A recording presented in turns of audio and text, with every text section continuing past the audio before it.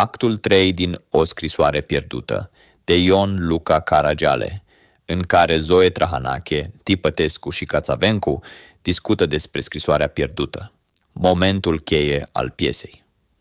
Într-o seară tensionată, la lumina lămpii aruncând umbre neliniștite pe pereți, Zoe sta pe scaun în cameră, cu inima strânsă.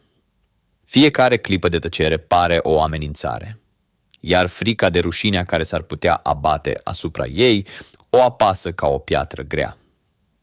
Tipătescu o privește îngrijorat, încercând să o liniștească.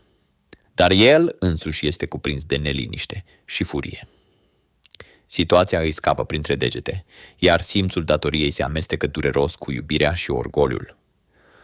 Ușa se deschide brusc, iar Cațavencu intră cu pași măsurați, purtând pe chip satisfacția celui care deține puterea. În mâna lui, strânsă bine, se află scrisoarea pierdută.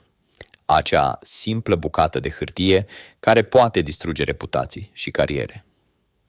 Zoe își oprește brusc pașii, simțind cum îi se taie răsuflarea, iar Tipătescu, încordat, își strânge pumnii cu furie neputincioasă. Cațavencu se oprește în fața lor și, fără a rosti un cuvânt, lasă tăcerea să apese asupra celor prezenți. Totul este limpede. Scrisoarea este moneda lui de schimb.